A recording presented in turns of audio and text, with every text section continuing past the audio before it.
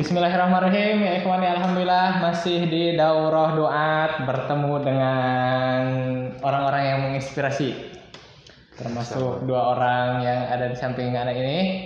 Silahkan perkenalan dulu. Bismillah. Assalamualaikum warahmatullahi wabarakatuh. Namanya Faisal Ahmad. Saya dari Mahat Zayan yang berlokasi di Bekasi. Asli Madiun tuh Jawa Timur. Jawa Timur ya. Oke, antum. Ana Alif Prasetyo, asal dari Pekalongan, belajar di Ma'had Zayan, sama seperti Seangkatan atau enggak? Beda, kita beda angkatan. Ana adik kelas. Antum angkatan? Angkatan kedua. Iya. Kedua. Asal Madiun, asal Pekalongan, Jawa Tengah. Nah, Oke, sebelum Zayan dari mana?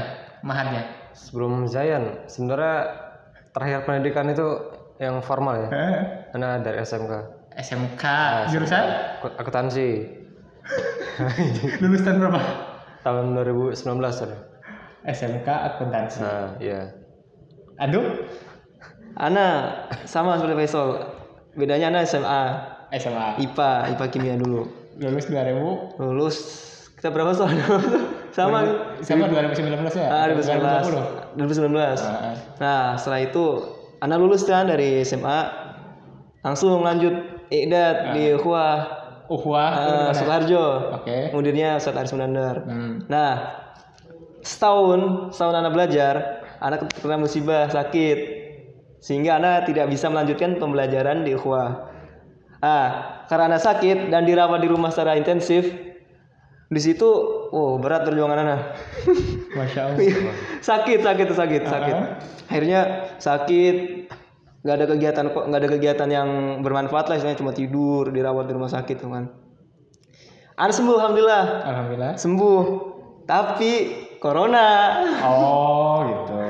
Nganggur lagi deh corona, udah nganggur sakit plus nganggur corona. Apa tuh? Lockdown, terus instansi pada tutup gitu kan. Akhirnya ya udahlah. Aneh kerja. Akhirnya kerja. Banyak macam-macam, pernah di PT sih, banyak kan di PT. Jadi apa? Ada pernah jadi drafter tuh, yang gambar bangunan, bantu-bantu kakak, karena ada kakak juga sih. Terus distribusi bagian counting barang pernah. Nah, sampai akhirnya ada kumpul duit nih. Kok kangen pengen belajar lagi gitu kan. Akhirnya nemu Zayan nih, akhirnya Ana masuk Zayan dan sekarang. Jadi sangat mengharukan sekali. Udah pendek. Oke, antum ceritanya bisa ke Zayan gimana? Oh iya. Awalnya Ana lulus SMK duluan. Nah, Ana tuh nggak ada nganggur tuh. Ana selesai ujian terakhir langsung kerja. Kerja apa? Di kantor akuntan publik. Jadi apa? Kerjaannya apa? Ana jadi sebagai junior auditor gitu. Oke. Yang hitung laporan yang. Karena sesuai dengan jurusan antum. Iya, tapi nggak lama dari situ, beberapa bulan ternyata Ana rekomendasikan di PT lain. Jadi IT support. Wih. Nggak tahu kenapa. Apa motifnya tiba-tiba Ana dijadiin IT support. Tapi ya emang sebenarnya ada kecenderungan di situ, di bidang itu. IT support itu Ana suka otodidak lah, belajar sendiri karena nanya. Ya akhirnya selama 2 tahun kerja udah tiba-tiba ingat kan dulu waktu kecil Ana pengen masuk pesantren. Dari SD tuh sebenarnya Ana masih pengen mondok gitu. Kenapa nggak mondok pas SMP-nya? Nah, Kenapa? aneh. Apakah orang tua tidak mengizinkan? Orang tua nggak mengizinkan gitu. Oh. Anak kelas 6 lulus mau masuk SMP, Ana minta mondok kan. Orang tua Ana nggak setuju karena bayangan orang tua pondok tuh bayarnya gede gitu kan. Nggak mampu gitu. Ya udah Ana masuk SMP. SMP lulus, minta lagi. Mondok lagi. Gak diizinin lagi. Wah, udah masuk SMP terus masuk SMK minta lagi tuh. Gak tetap nggak dikasih. Lulus SMK juga sama gitu, mau mondok nggak dikasih lagi. Akhirnya Ana kerja lah 2 tahun lah, sambil ngambil hati orang tua lah, ngasih gitu. Oh iya benar. 2 tahun ya. Akhirnya orang tua Ana lulus juga gitu. Sebenarnya sebelum Ana diizinin itu Ana udah daftar ke banyak pondok tuh. Oh gitu. Ada Riyadhus Shalihin. Jadi Solihin Khalifah mana Islam. Pandeglang? Iya, Pandeglang. Banten Iya, kan? iya. Terus? Ada berapa pondok itu anak lupa. Nah, Nah itu qadarullah nggak diterima semua anak. Itu beasiswa nggak diterima semua. terus? Akhirnya anak cerita aja curhat anak ke ibu anak. Anak ngungkapin semua perasaan anak dari kecil yang anak nggak pernah dikasih izin mondok sampai akhirnya tiba-tiba ternyata teman anak yang dari SMK itu ngirimin ke anak info tentang Zayan. Padahal orang teman anak ini nggak tahu kalau anak tuh pengen masuk pondok, nggak tahu motifnya dia apa. Tiba-tiba ngirim ke anak. Masya Allah. terus. Ya udah akhirnya anak cepet-cepet telepon orang tua tuh, anak kabarin orang tua yang yakin hati orang tua walaupun sebenarnya tadinya ragu gitu bakal ini bayarin di segala macam. Ternyata orang tua percaya yakin gitu. Ya udah kalau kata orang tua kalau emang ini gratis kan kamu yakin ya udah jalan aja. Yang penting tahu arah tujuan kamu lanjutin sampai selesai gitu. Akhirnya anak mondok di Zayan ya udah sampai sekarang. Sekarang tahun kedua. Mau masuk tahun kedua sih. Mau masuk tahun kedua itu program berapa lama? 2 tahun emang? Sebenarnya emang 2 tahun. Sebenarnya. Iya. Tapi dipangkas. Jadi 1,5 tahun Ya, antum lulus. dipercepat ya. Januari ini antum lulus sebulan lagi. Ya insya Allah. Abis sebulan tuh ada pengabdian atau enggak? Enggak ada, belum ada pengabdian sih.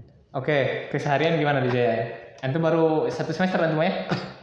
Mau ini 2 akhir 2 semester. jadi nanti Rojab udah 2 semester. Oke, kesehariannya gimana?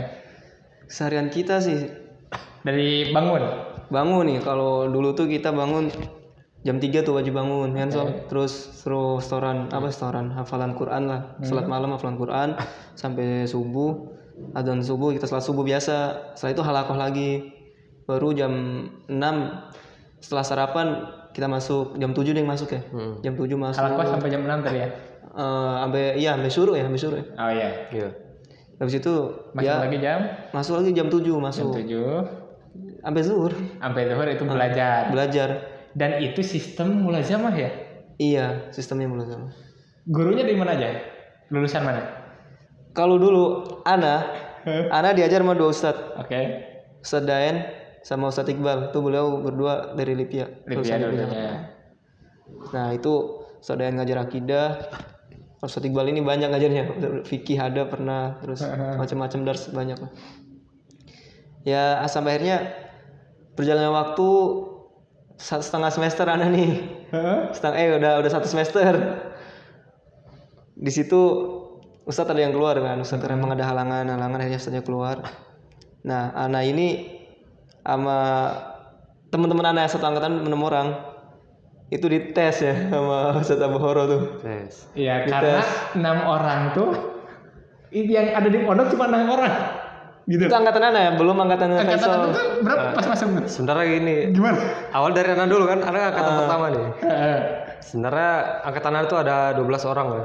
12. Ya seiring berjalannya waktu selama 6 bulan, ternyata qadarullah sisa 6 orang. Nah, Banyak yang gugur.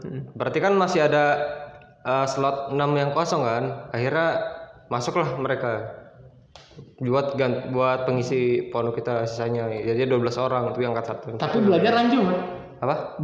Pembelajaran lanjut. Lanjut. Oh gitu. Ya. Semester pertama belajar kitab apa aja coba? Semester pertama kita dari buku adab. Buku adab dah apa silsilah apa? Kitabnya Ustaz Yazid. Oh ya, itu. Ada penuntut ilmu. Iya, ilmu. Terus masuklah ke metode tajwid Asy-Syafi'i. metode Asy-Syafi'i. Baru kita masuk ke Nahwu Sharaf. Jadi bener-bener satu kitab. Iya, iya betul. Terus. Kita masuk ke Mukhtarat tuh, Nahwu Sharafnya. Jadi dari adab terus ke metode Asy-Syafi'i terus ke Mukhtarat. Iya. Terus. Iya, terus kita selesai Mukhtarat, tutup buku tuh, langsung bahasa Arab semua. Mufradat tuh nggak peduli ya. Ada yang ada di yang Mukhtarat tuh pokoknya itu yang dipakai buat ngomong lah. Oh, jadi diwajibkan seluruhnya bahasa Arab Iya. setelah khatam kitab itu. Iya, kaget gitu kan gitu. Itu khatam kitab itu berapa bulan tuh? 1 semester? 2 bulan. 3 itu. Oh, ya sekitar 4 bulan ya. 4 bulan. 4 bulan. Wajib bahasa Arab. Ada hukuman kalau kamu berbahasa Arab? Ada. Apa tuh? Nah, ini yang paling menarik sebenarnya. Ada itu doang. Waktu itu Karena sebenarnya kita udah tutup muhtar tuh kita lanjut kamus ya. Kamus itu dia pakai bahasa Kamus apa? kamus Sogir. Indo Arab, Arab Indo, Iya. dua-duanya. Ah. Nah. Ya metode pembelajaran pakai bahasa Arab. Nah, di luar juga kita pakai bahasa Arab tuh, ya udah kita manfaatin apa yang udah dipelajari dari itu lah. Setiap lembar yang dihafal ya udah bisa dipakai gitu. Nah, Kodar waktu itu ceritanya ada 2 orang teman anak kan, lagi di ruang lemari lah gitu. Ada di ruangan yang di situ emang buat tempat lemari. Nah, teman anak ini lagi main Rubik kan, yang kotak-kotak warna-warni. Ya. Nah, dia ngajarin temennya, Oke. teman anak ini pakai bahasa Indonesia. Oke. Dan itu nggak ada yang tahu, cuma dia doang berdua tuh. Tahu-tahu Ustadz datang, nggak ada tanda-tanda Ustadz mau datang gitu. Ustadz datang, tengok, wah Ustadz Mendengar. diam tuh. Ihzar anta, kata Ustadz, ihzar anta. Udah begitu apa waktu itu belum marah, kelihatannya kayak cuma tanbih biasa doang. Iya. Ustadz itu udah beliau pergi. Nah, waktu zuhur dikumpulin semua. Nasihatin lah di situ. Ya, sehatin, dimarahin, dihajar gitu. Iya. Nah, waktu itu kita masih ada namanya mukafaah. Oke. Ada janji Berapa? mukafaah. Ya, berapa ya? Setiap bulan 150 lah. Oke. Nah, Untung ada mukafaah, terus kita ada janji jalan-jalan juga. Itu udah waktu hamin sebulan lah. Sebelum mau apa? sebelum libur. Rihlah. Kita ke Bogor gitu. Dan itu Gara-gara itu bahasa mukafah dihilangin, hilang. rihlah juga nggak ada. Masya Allah. Dan pengaruh 2 orang. Iya, Untuk semuanya. semuanya. Dan hilangnya itu bukan untuk sebulan 2 bulan, itu selama sampai lulus hilang. Sampai lulus nggak ada mukafah lagi. Menarik sekali. Gara-gara itu satu kali kesalahan tuh. Masya Allah, pelajaran banget. Pelajaran banget. Nah, ya itulah. Kalau di situ emang antum memperbuat dosa apapun lah, antum mau sembunyiin serapi apapun, Ustaz tuh pasti tahu, nggak tahu. Iya. Enggak, itu setelah itu ada yang melanggar lagi nggak setelah itu? Atau ada yang ketahuan lagi? Ya sebenarnya dari kejadian itu nggak sampai di situ aja tuh. Ustadz marah tuh. Nah, Ustadz marah menghajar kita tuh. Ustadz nggak ngomong sama kita, nggak ngajar kita selama 3 hari. 3 hari. 3 hari tuh. Sama sekali salam pun nggak salam. Kalau masuk seakan udah nyelonong aja gitu. Terus. Setelah 3 hari beres. Setelah 3 hari beres baru Ustadznya masuk lagi. Ngungkit lagi. Masya Allah. Masya Allah. Ya biar kapok lah gitu kan. ya nggak lama lah tiba-tiba ada kejadian lagi, bahasa lagi. Terus? Waktu itu lagi di ruang keluarga gitu lah, ruang tamu gitu kan, lagi ngobrol-ngobrol apa gitu malam-malam tuh. Nah lagi ngomong apa lah gitu kan, anak di situ lagi diem aja dengerin. Terus ada 2 orang teman anak. Nah 2 orang teman ini salah satunya dulu pernah kena juga bahasa. Dan yang satu lagi beda yang belum pernah nih. Oke.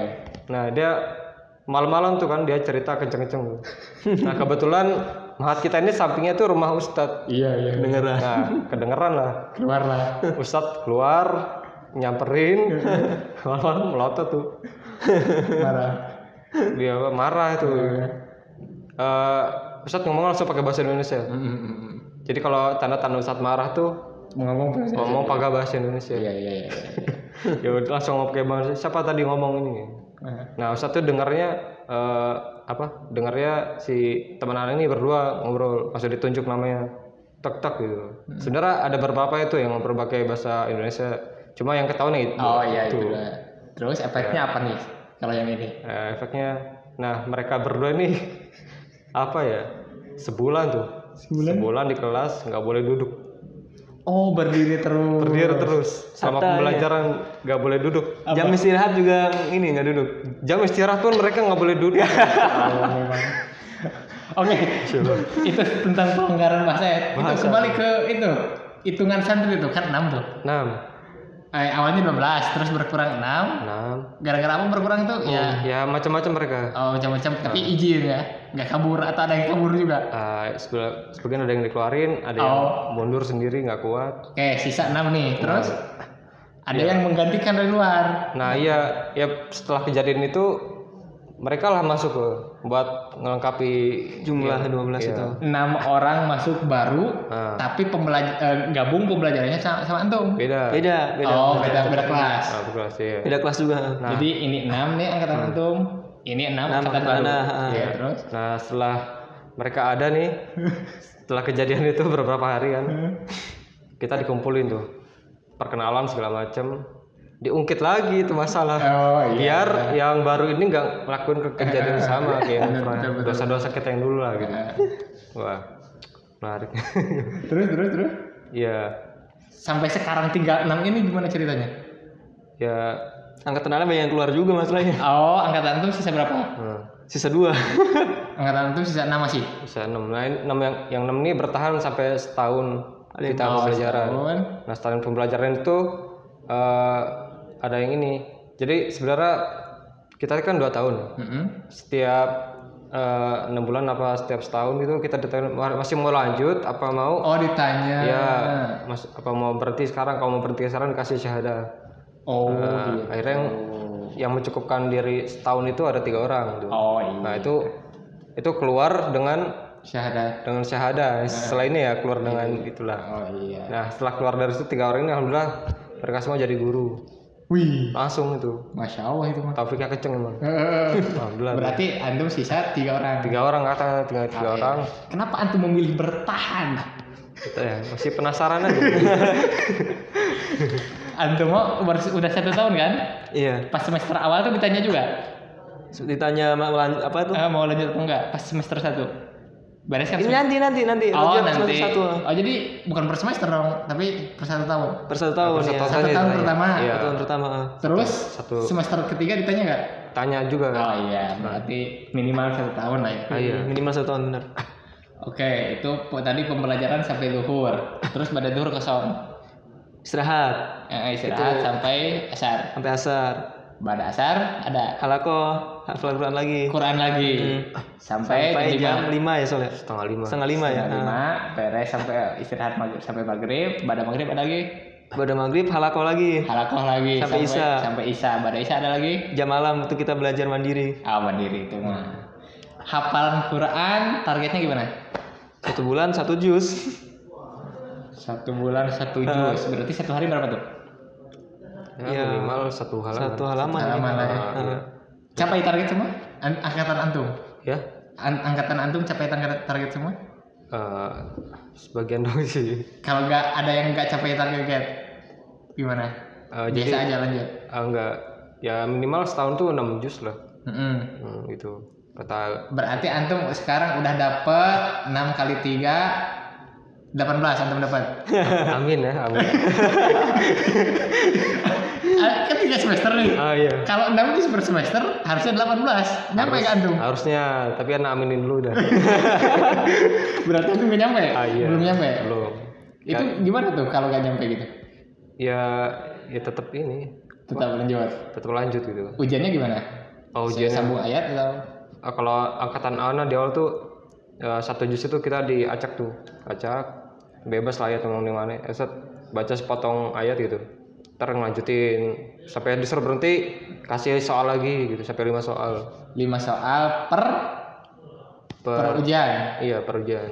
Dan ujiannya per Juz. per juz. Beres 1 juz diuji. Iya. Beres 1 juz diuji, beres 1 juz diuji. Berarti waktu ujiannya bakal beda-beda. Iya, tergantung siapan santri. Tergantung siap. Kalau udah 1 juz diuji 5 soal, sambung ayat.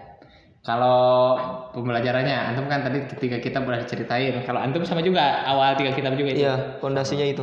2 kelas kan ini 2. Terus setelah itu kita muhtarat beres, antum belajar apa? Setelah muhtarat beres kita belajar silsilah yang Silsilah Libya. Nah, itu. Apa pelajaran apa aja? Dari dulu apa? Tafsir ya. Tafsir, hadis, tauhid. Terus masuk mustawa tadi ada fikih. Dan itu full bahasa Arab.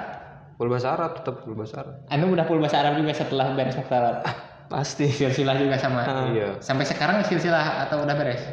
Udah beres. Kita lanjut ke kitab yang ini, kitab gedenya. Tapi bukan kitab terus. Oh, apa tuh? Kitab Syekh Khalid ya? Ya, karyanya Syekh Muhammad Khalid Al-Juhani. ini. Kita mau suah Syekh Khalil Mahmud Al-Juhani. Iya. Apa aja isinya? Ya itu satu kitab itu kan sebenarnya ada 4 jilid tuh. Hah? Setiap jilid tuh ya macam-macam, ada akidah, ada muamalah, ada ini. Iya. Syekh Al-Juhani memang masyhur ya. Iya. Apalagi masyhur di Telegram, juga ikut grup Telegramnya Syekh Juhani. Dan bahasanya juga enak gitu, lebih gampang lah Oh bahasanya. iya, berarti inilah inspirasi malam ini nih. Antum dari SMK, antum dari SMA, mondok dengan semua cerita di pondok itu, Ya, itu. wajib bahasa Arab ya. Bu- Pesan antum untuk para lulusan SMA yang mau mondok juga, coba apa pesannya antum? Kan antum dulu ya. Oh iya, dulu kan. Apa pesanannya ya? Ya pesanannya sih kalau ada yang pengen mondok dari SMA terutama kan Iya. yang nggak ada basic agama, terus kuat-kuat mental sih. Buat mental. Kuat mental, terus harus berani capek, berani susah gitu. Karena kan kita istilahnya dari nol tiba-tiba masuk pesantren harus ngejar target yang sama mereka yang udah udah lama di pesantren. Ya jadi harus benar-benar ijtihadnya dinaikin lagi. Nggak boleh malas-malesan gitu. Soalnya beda dari belajarnya sama biasa ya. Iya. Dan banyak yang mereka di tengah jalan kayak overthinking, mikir, aduh abis ini gimana ya gitu loh. Dan makanya tuh harus semua dipersiapin, harus dipikirin, bakal ntar kemungkinan ke depan pesantren gini. Jadi harus siap mental loh semuanya. Yang penting sih doa, usaha, tawakal sama Allah sih. Nah itu duit ya. Doa, usaha, Tawakal. Dosa Iya, duit. tawakal. duit. Oke, antum. Ya pesan buat anak yang bagi mau mulai mondok itu, yang sebelumnya belum pernah mondok ya gitu. Kalau waktu mondok tuh ya tau lah, banyak gak enaknya ya. Ya mau gimana juga, ilmu agama ini kan ilmu yang paling mulia dari semua ilmu gitu. Dan gak mungkin seseorang itu bisa memahami kecuali dengan taufik Allah, betul. Nah jadi buat anak antum yang mau belajar pondok, antum sering-sering minta taufik sama Allah biar difahamkan sama ilmu agama. Ya terus karena di pondok juga jarang megang HP gitu, jadi sarana bagi yang mau mondok ya siap-siap lah. Siap-siap lepas Berarti dari harus HP. dikurangi dulu sebelum masuk pondok. Iya, Kaget. biasakan diri dulu gitu. Dan kalau sekalinya dikasih HP itu jangan dipakai buat main game atau apa gitu. Tapi teleponlah orang tua lah, ceritain semua kejadian yang selama di pondok lah, terus minta doa juga sama orang tua. Doa orang tua itu penting tuh. Dan gimana pun juga orang tua itu fitrahnya ya nggak mau jauh-jauh dari anaknya lah. Masya Allah, bener-bener. Iya. Ya meskipun mereka katain kayak ya udah bebas lah. Ya. Sebenarnya mereka tuh kangen tuh di rumah. Iya. Anak nih tinggal orang tua anak tinggal di Bekasi, anak mau ke Bekasi. Anak megang HP kan seminggu sekali. Seminggu anak nggak nelpon tuh. Di minggu kedua ada nelpon, ditanya tuh. Kenapa gak nelpon? Kenapa nggak nelpon? Masya Allah. Pernah sampai waktu itu anak berapa minggu tuh anak nggak nelpon tuh karena ada masalah gitu. Ibu anak sampai nelpon, sampai nanya ke Ustadz Ana gitu. Masya Allah. Iya. Padahal tinggal di Bekasi gitu, izin pulang sebentar nyampe bisa gitu. Iya, ya. Tapi gitu orang tua. Orang tua di Bekasi, antum mondok di Bekasi. Iya. Gimana yang jauh gitu kan? Iya. Kan jangan lupa orang tua juga ya.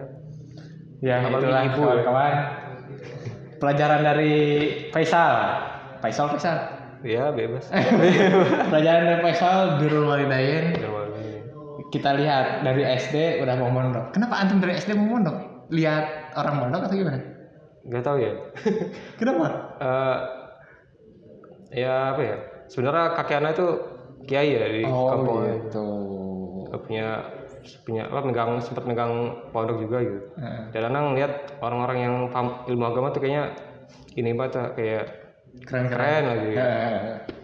Ya terus anak dari kecil tuh sebenarnya mau jadi polisi tadinya. Tapi nggak tahu kenapa kok kayaknya enak nih jadi ustadz gitu.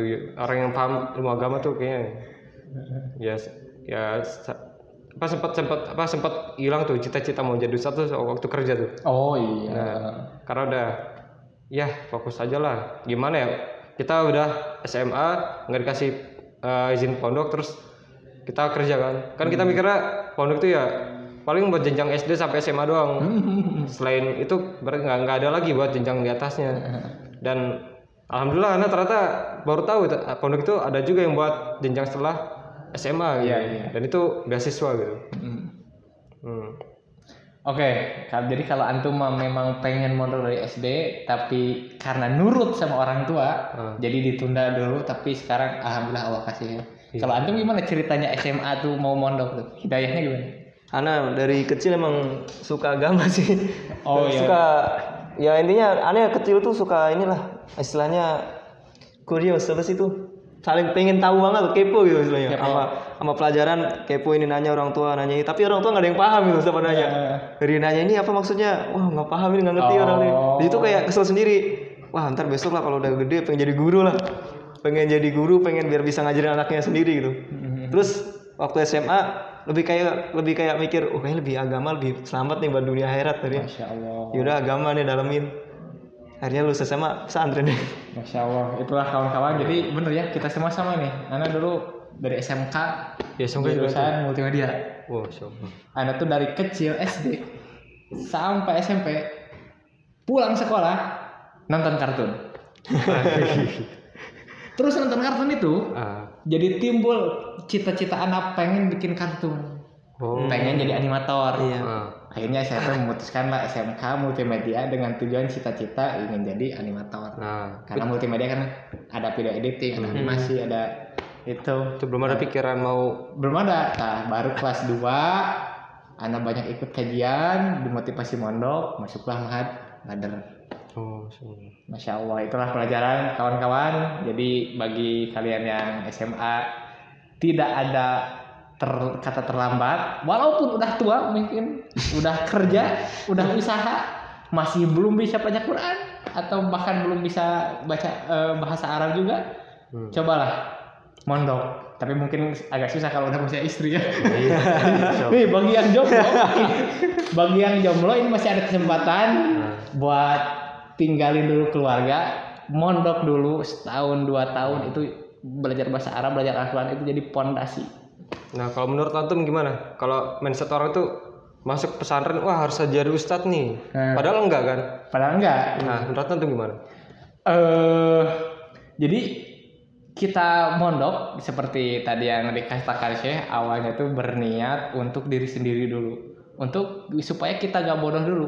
Tapi nanti seiring berjalannya waktu, kita akan termotivasi pasti untuk mengajari orang. Itu udah otomatis.